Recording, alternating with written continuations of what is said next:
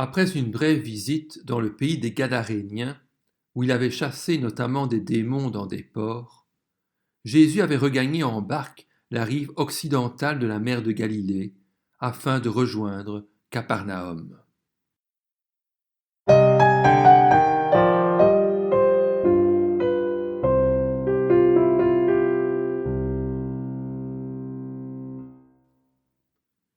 À son retour à Capernaum, une grande foule se rassembla autour de Jésus au bord du lac.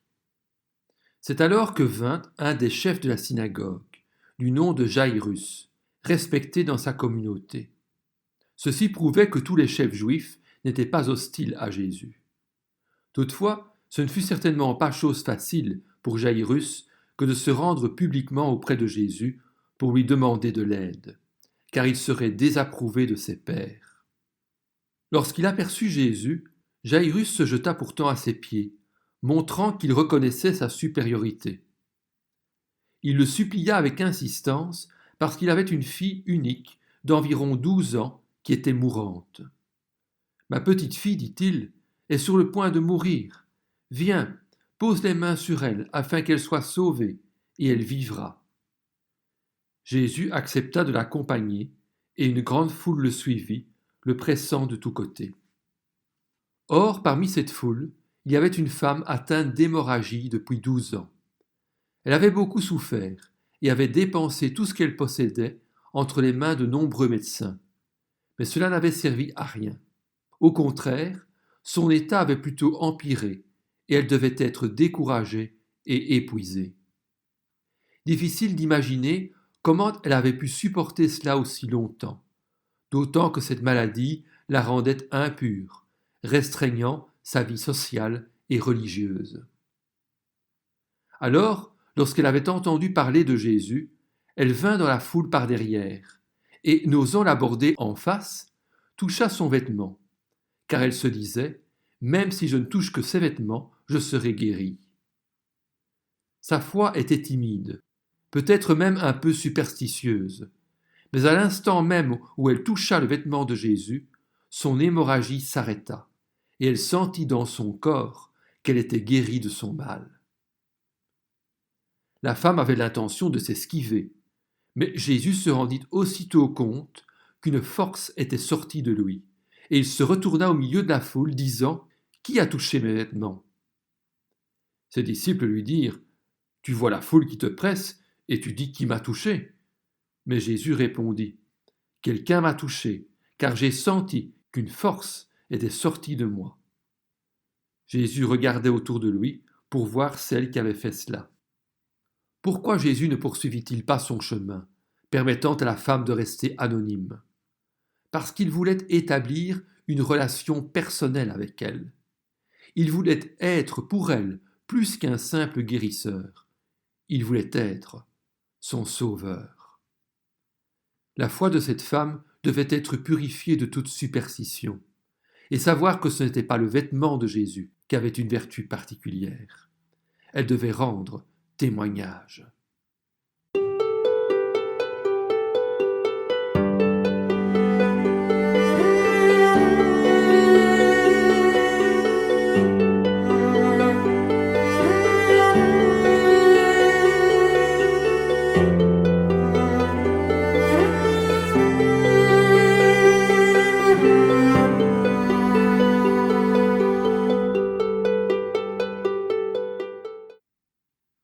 Voyant qu'elle n'était pas passée inaperçue, la femme vint toute tremblante, effrayée et reconnaissante, se jeter aux pieds de Jésus, et déclara devant tout le peuple pourquoi elle avait touché Jésus et comment elle avait été immédiatement guérie. Alors Jésus, la regardant, lui adressa ces paroles rassurantes et pleines d'amour. « Ma fille, ta foi t'a sauvée. Pars dans la paix et sois guérie de ton mal. » Plus qu'une guérison physique, complète et permanente, la femme avait reçu une guérison spirituelle. Jésus parlait encore quand des gens arrivèrent de chez le chef de la synagogue et lui dirent « Ta fille est morte. Pourquoi déranger encore le maître ?» Depuis qu'il avait interpellé Jésus, la foi de Jairus avait été mise à rude épreuve.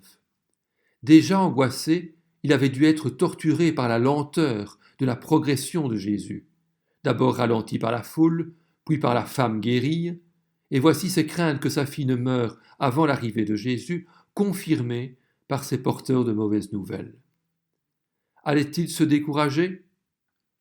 À cet instant, Jairus devait soit croire ses amis, soit croire Jésus. Croire en Jésus tandis que sa fille était encore vivante était une chose, mais maintenant qu'elle était morte, c'était tout autre chose. Cependant, Jésus le rassura immédiatement et dit au chef de la synagogue: « N'aie pas peur, crois seulement et elle sera sauvée. » Alors Jairus ne baissa pas les bras face à cette épreuve de foi, et il crut que Jésus était capable de ressusciter les morts. Jésus ne laissa plus personne l'accompagner, sauf Pierre, Jacques et Jean, le frère de Jacques. Cette scène n'était pas destinée au spectacle. Arrivé à la maison du chef de la synagogue, le rituel du deuil juif avait déjà commencé. Il y avait des joueurs de flûte et une foule bruyante de pleureuses professionnelles qui gémissaient bruyamment et poussaient les amis et les membres de la famille à se lamenter.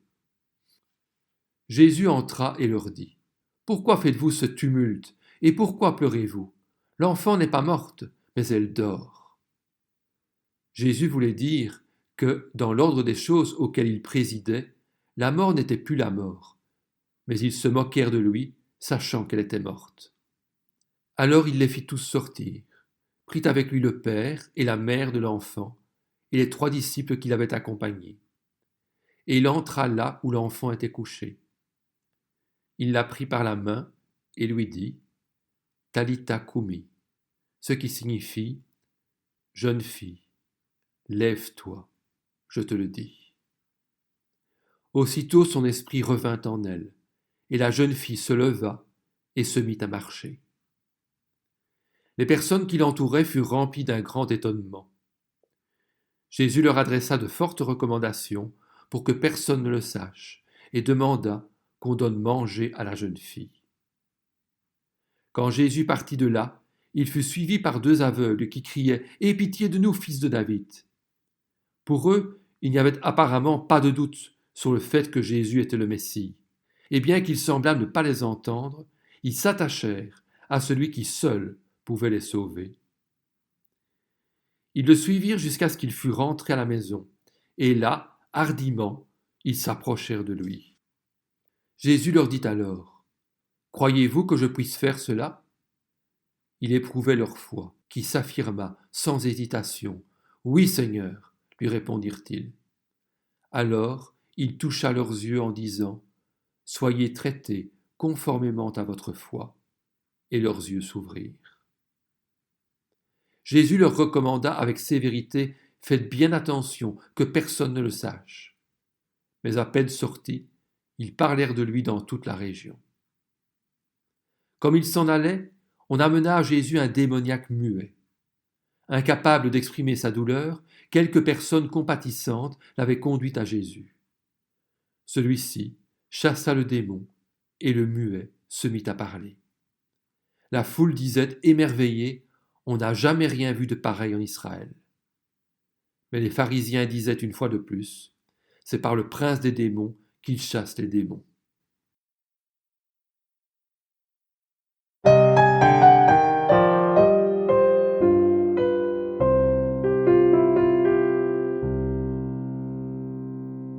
Jésus parcourait toutes les villes et les villages des environs, il enseignait dans les synagogues, proclamait la bonne nouvelle du royaume et guérissait toute maladie et toute infirmité.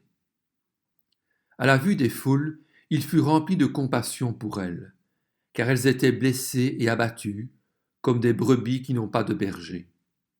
Certes, les notables religieux s'étaient multipliés et étaient fort zélés. Les fêtes juives étaient observées et la pureté cérémonielle était recherchée. Mais sous cette belle apparence extérieure se cachait une dégradation intérieure. Alors Jésus dit à ses disciples: « La moisson est grande, mais il y a peu d'ouvriers. Priez donc le maître de la moisson d'envoyer des ouvriers dans sa moisson.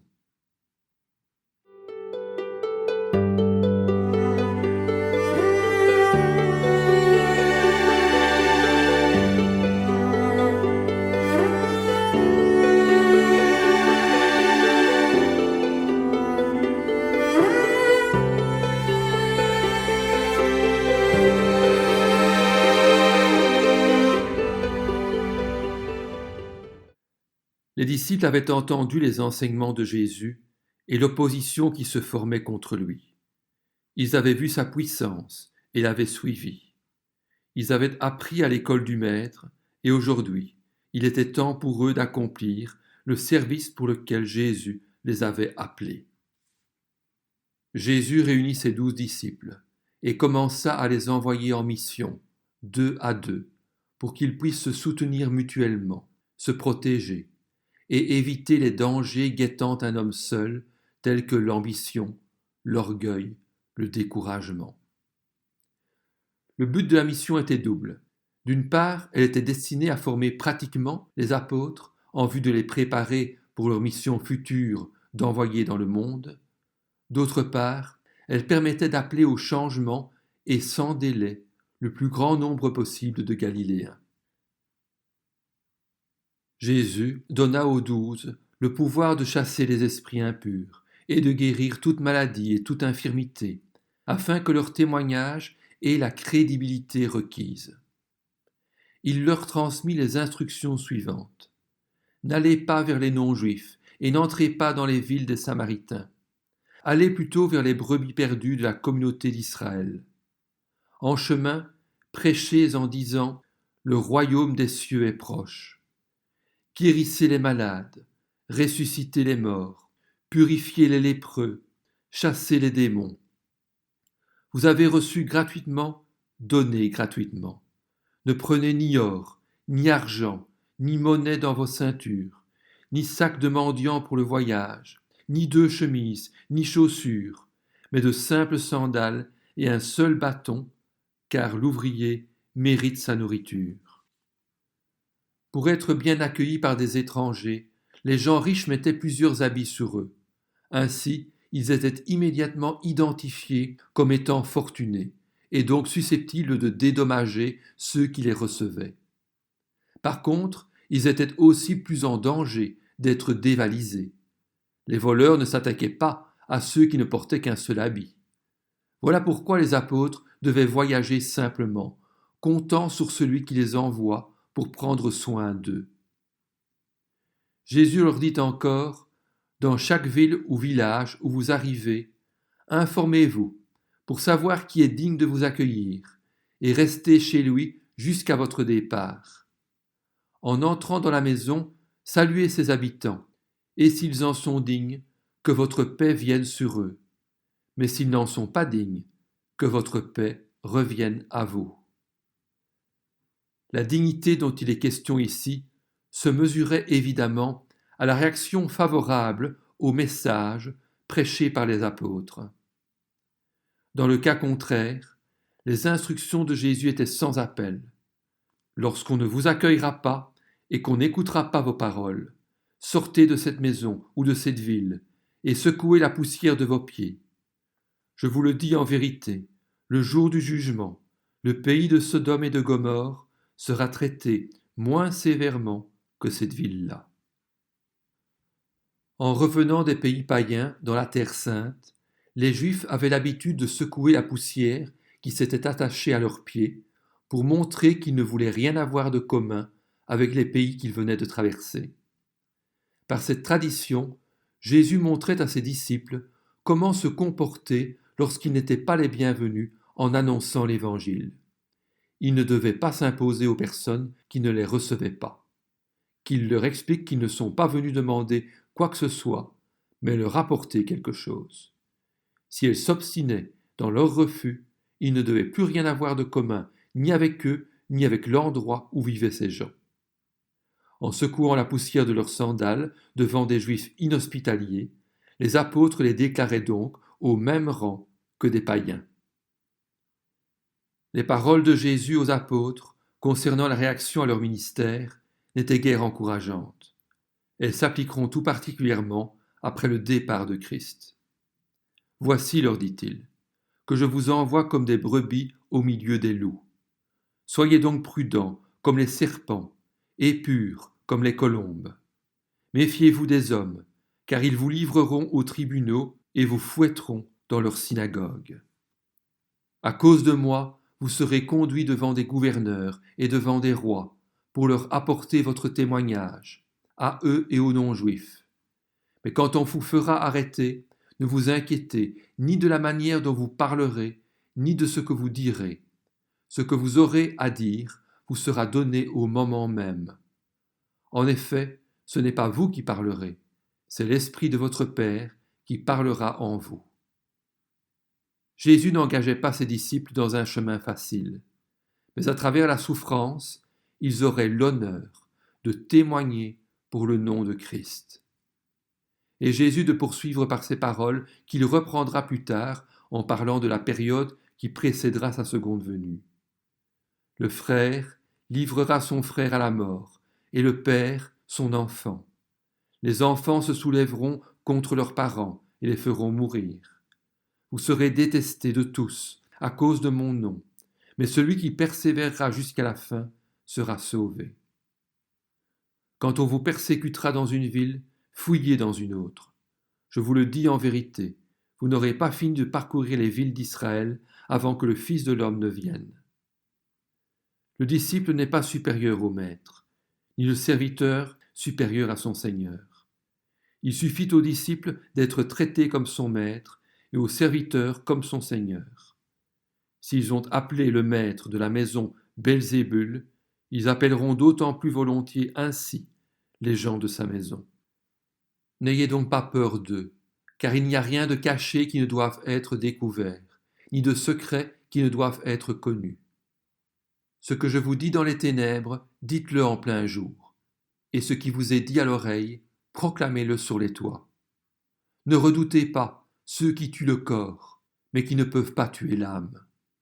Redoutez plutôt celui qui peut faire périr l'âme et le corps en enfer.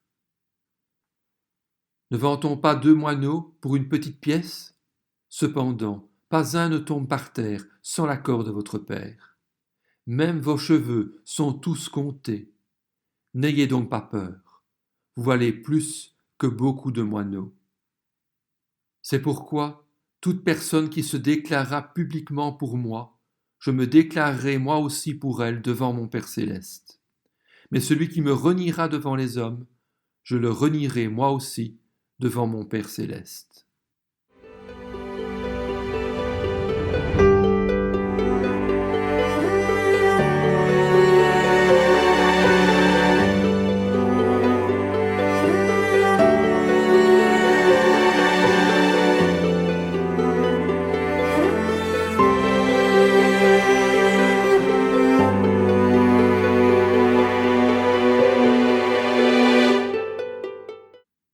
Ne croyez pas que je sois venu apporter la paix sur la terre.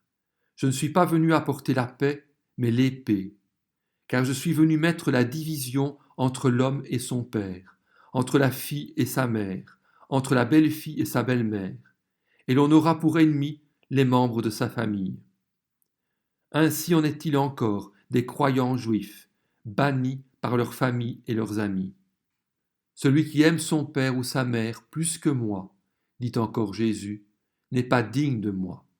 Et celui qui aime son fils ou sa fille plus que moi n'est pas digne de moi. Celui qui ne prend pas sa croix et ne me suit pas n'est pas digne de moi.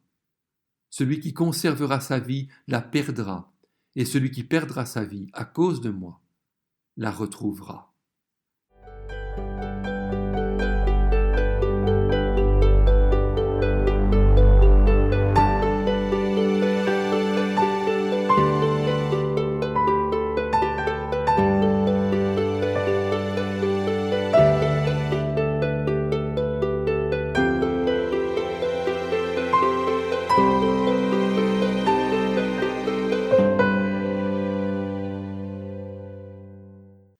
Si quelqu'un vous accueille, c'est moi qu'il accueille.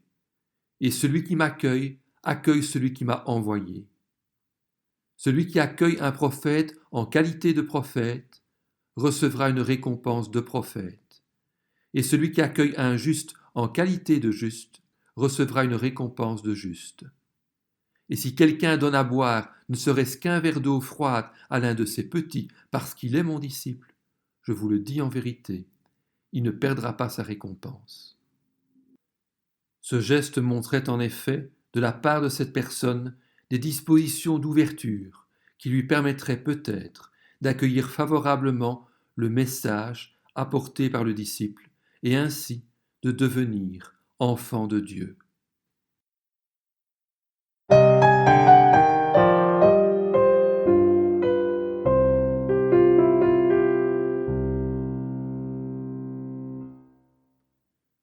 Quittons momentanément Jésus et ses disciples pour revenir sur Jean-Baptiste, toujours incarcéré dans la forteresse de Machéronte.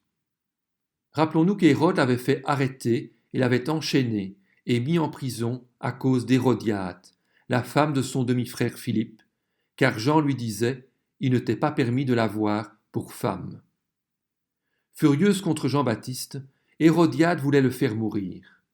Mais elle ne le pouvait pas, car Hérode redoutait à la fois les réactions de la foule qui considérait Jean comme un prophète, et à la fois Jean-Baptiste lui-même, car il savait que c'était un homme juste et saint. Après l'avoir entendu, il était souvent perplexe, et c'était avec plaisir qu'il l'écoutait, comme des Grecs fortunés entretenaient des philosophes pour le plaisir intellectuel de la discussion, sans que cela ne les engage sur le plan éthique. Hérode protégeait donc Jean-Baptiste des intentions meurtrières de son épouse en le gardant en prison. Cependant, un jour propice arriva pour Hérodiade. À l'image de son père Hérode le Grand, Hérode Antipas avait l'habitude de commémorer son élévation au trône le jour anniversaire de sa naissance. Pour la 34e année de son règne et son 50e anniversaire, il organisa des festivités à Machéronte. Courtisans, officiers, chambellans, hauts dignitaires et princes de Galilée avaient été invités. Les festins royaux étaient extravagants, tant dans leur étalage de richesses que dans les plaisirs qu'ils offraient. Comme dans les grands banquets, les invités étaient allongés sur des divans. Des esclaves circulaient entre les rangs pour servir des mets succulents arrosés de vin fin. Parées de bijoux, des courtisanes à demi nues exécutaient des danses lascives au son des lyres et des luttes. Parmi elles, l'ensorcelante adolescente Salomé, fille d'Hérodiade. Émoustillée par le spectacle, peut-être ivre aussi, Antipas était à ses pieds, bouleversé, séduit. Le roi dit à la jeune fille « Demande-moi ce que tu veux, et je te le donnerai. » Et il ajouta avec serment « Ce que tu me demanderas, je te le donnerai, même si c'était la moitié de mon royaume. » La promesse d'Hérode était une promesse d'ivrogne, sous le coup de l'émotion suscitée par la danse de la fille d'Hérodiade. En tant que vassal de Rome, il n'avait pas le droit d'amputer son territoire. Dans la forteresse de Machéronte, où se passait la fête, les hommes et les femmes dînaient séparément, de sorte qu'Hérodiade n'avait pas été témoin du comportement d'Hérode envers sa fille. Salomé sortit donc de la salle et alla trouver sa mère Hérodiade pour qu'elle la conseillât. « Que demanderais-je » lui dit-elle. Pour Hérodiade, c'était l'occasion rêvée de se séparer de celui qui s'était opposé publiquement à son remariage et qu'elle haïssait. Elle répondit à sa fille avec une promptitude préméditée de demander la tête de Jean-Baptiste. Elle voulait une preuve de sa mort. Salomé s'empressa aussitôt de rentrer chez le roi et lui fit cette demande « Je veux que tu me donnes à l'instant, sur un plat, la tête de Jean-Baptiste. » Le roi fut attristé, mais parce que c'était un déshonneur grave de manquer à un serment fait en présence de témoins, il ne voulut pas refuser et ordonna de la lui donner. Il envoya sur-le-champ un garde décapiter Jean dans la prison. Sa tête ensanglantée fut apportée sur un plat et donnée à la jeune fille qui l'apporta à sa mère. Normalement, la loi juive obligeait Hérode, avant une exécution capitale, de soumettre le prévenu à un procès. Mais celui-ci passa outre cette loi. Il autorisera cependant que les restes du corps soient ensevelis par ses disciples. Ceux-ci partiront ensuite avertir Jésus. Quant à la flamboyante Salomé, elle épousera bientôt son oncle, le tétrarque Philippe, fils d'Hérode le Grand, de 30 ans son aîné. Puis, quelques années après, à la mort de celui-ci, Aristobule, petit-fils d'Hérode le Grand.